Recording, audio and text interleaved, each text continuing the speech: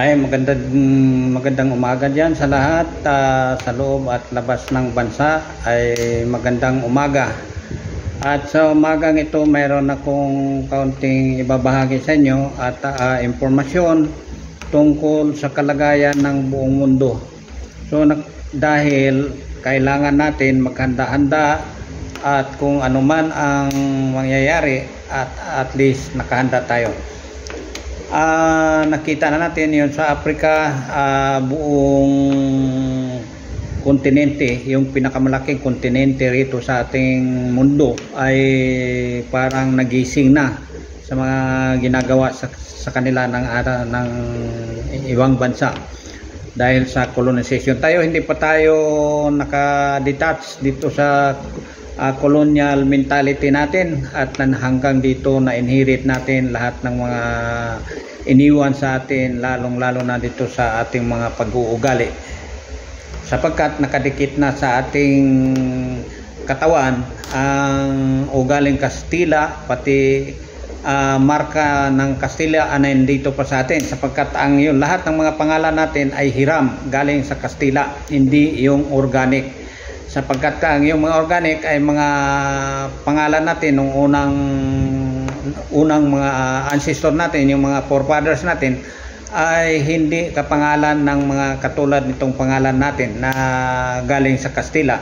At lalong-lalo na rito sa mga apelyido natin, na ang apelyido natin lahat ay natutuwa tayo dahil ito'y pinakamagandang apelyido. Mayroon diyang Torres, mayroon diyang De La Cruz. Ang ganda-ganda ng ating mga apelyido, pero ang hindi natin alam ay hindi pala organic yung mga apelyido natin, galing pala yun sa plaza, sapagkat nung unang panahon, nung unang pagdating ng Kastila rito ay pinapakuha yung mga lolong-lolo natin ng sidula, yung sidula sa magbabayad tayo ng taxes sa kanila. So noong nagparehistro na ang ating mga lolo ay wala tayong apelyido. Yun ang katotohanan kahit puntahan ninyo ang ating history. So yung mga apelyido ay binigay sa atin ng Kastila sa pamagitan ng pagpaskil ng mga pangalan diyan sa plaza. Sa buong Pilipinas yan, yung mga ginagawa kung saan may Kastila. Halimbawa riyan sa Metro Manila, pinapaskil diyan sa Luneta. Lahat ng mga lolo natin kumuha na ng apelyido sapagkat hindi pwedeng magparehistro na walang apelyido. So yun ang nangyari. Mayroon tayong De La Cruz, mayroon tayong Torres, may mga Fernandez, kung ano-ano ng mga apelyido, basta apelyidong Kastila. Kaya yung apelyido natin ay hindi organic. Ang naiiwan ng mga apelyido ngayon ay yung hindi na kurap ng mga Kastila, yung mga katutubo. Yan ang katotohanan. Kahit magalit pa kayo sa akin, yun ang katotohanan, sapagkat yung apelyido dala-dala ninyo ay hindi talaga yan organic, hindi galing sa inyong mga forefathers yan. So kaya nga sinasabi ko ito, sana baguhin natin yung mga pag-uugali natin, dahil sobrang kuha natin, talino natin, lalong-lalo na dito sa Facebook, madali tayong magsabi na ganito, mga atake tayo ng mga kasama natin dahil tayo matalino. Madali na lang natin sabihin sa kanila na tayo ay hindi ko na lang masambit dahil baka mamaya makuha tayo, restricted tayo. So hinihikayat ko yun lahat na kailangan baguhin natin yung mga ugali natin. Hindi tayo lahat na marurunong, at yung namang mga marurunong natin ay pinapahamak tayo. Biro mo yung mga kalagayan natin ngayon, kung magresulta yan, hindi natin alam kung ano mangyayari sa Pilipinas. Magpalit na ba tayo magpalit na tayong mga inhabitants dito sa ating island na to, dito sa ating island. So kaya maghanda-handa. Marami tayong hinaharap ng mga problema katulad nitong paparating na El Nino. wala tayong sapat na patubig sapagkat mauubos na yung mga katubigan natin dyan, lalo na dyan sa bundok. Inaagawan na ng tubig dito sa ibaba sapagkat lahat ng tubig, yung mga tributaries ay kinukuha na ng taga dito sa ibaba sa mga dito nilagay sa dam.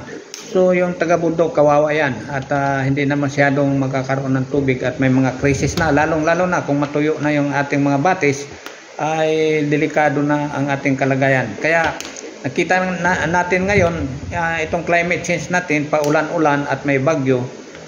Darating ang panahon na hindi natin inaasahan yung El Nino na yan, matutuyo lahat ang mga batis natin. So dumaan naman sa atin yung noong, kung matandaan natin, noong 1999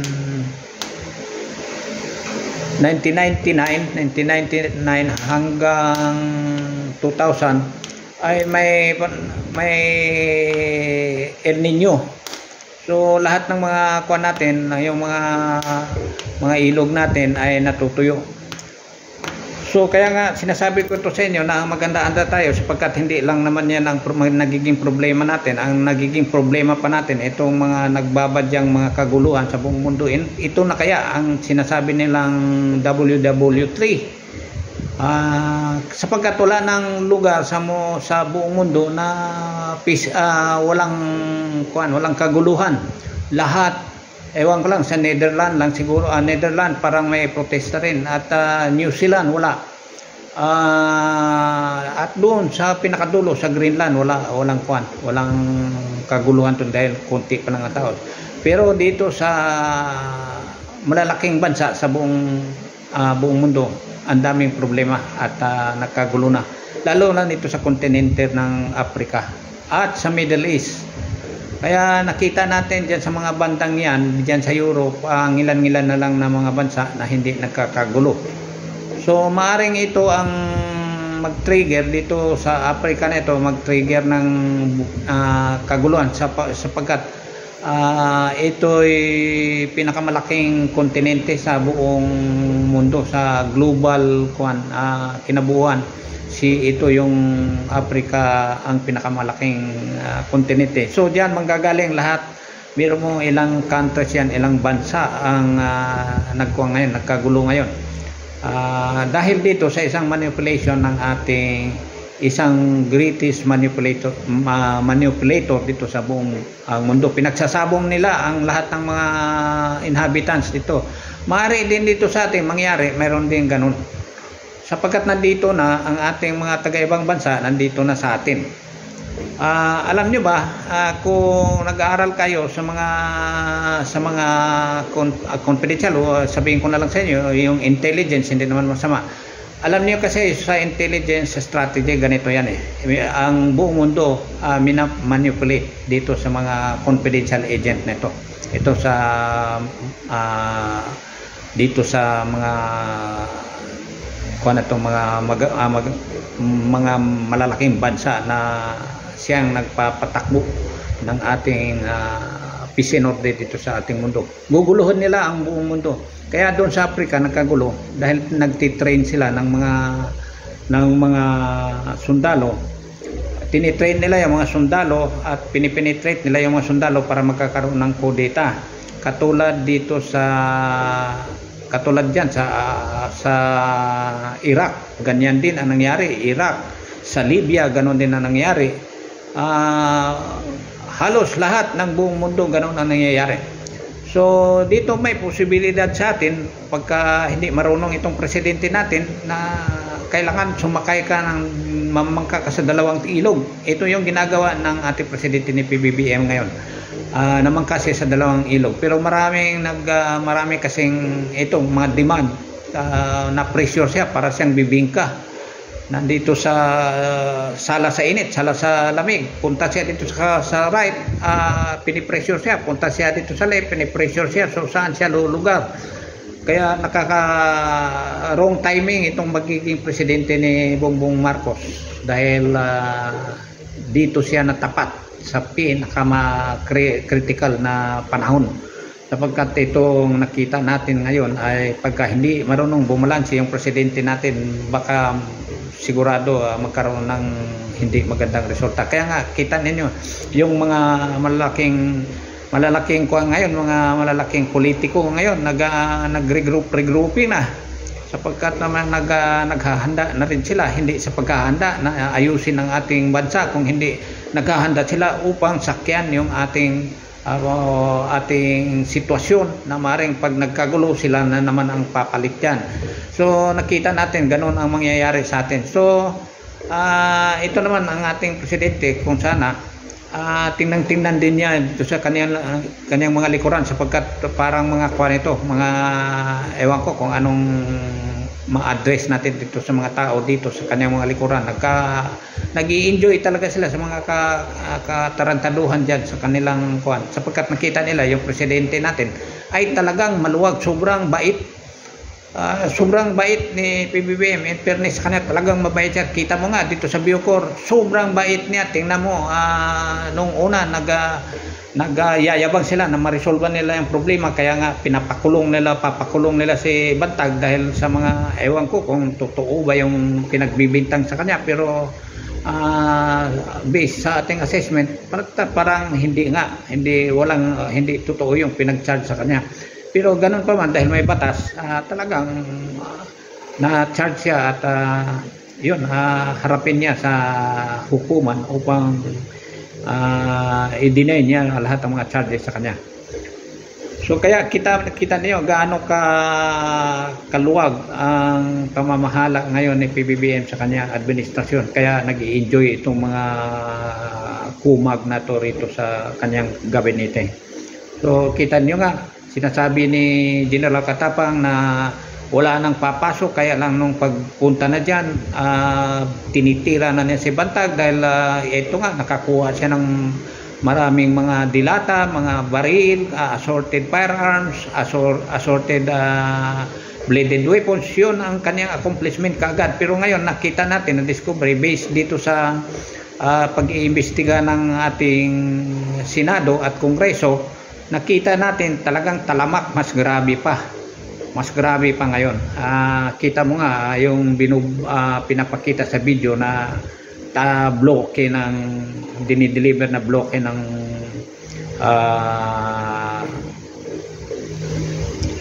tinatawag nilang pulburon. Kaya napakasama. So tayo naman dito sa ibaba, lahat ng mga ordinary citizen, kanya-kanya tayong paghahanda, hindi paghahanda upang sasali din sa kaguluhan, kundi paghandaan natin yung mga pag-iimbak ng ating mga makain at magtatanim tayo habang may ulan pa, tanim tayo ng mga gulay at magtatanim para upang pagdating ng panahon mayroon tayong makain at hindi na tayo tatakbo at katulad nung nangyari sa pandemic, umaasa tayo sa ayuda ng gobyerno. Kung magkagayon pa itong ating gobyerno ngayon, kung maulit pa ito yung ating krisis, hindi na sa pamagitan ng pandemic, sa pamagitan ng itong mga kaguluhan sa buong mundo at saka itong incoming na climate change, ay siguradong wala nang maitulong sa atin ng gobyerno, sapagkat nakita nga ninyo, nagkagulo-gulo na tayo diyan sa taas dahil wala nang pera ang gobyerno. Puro budget, pero yung budget papel pa lang yan, wala talagang pondo. Kung maintindihan natin, tuwa tayo, may mga bilyon-bilyon, may milyon na budget. Inuutang pa yan nung panahon ni Presidente Duterte, nangungutang siya. Ilang trilyon ang nagdagdag. Dito kay PBBM, ganun din, dahil wala nga talagang pera. Kailangan mangutang para maitapal doon sa mga kakulangan ng ating mga budget, ating mga programa, mga proyekto.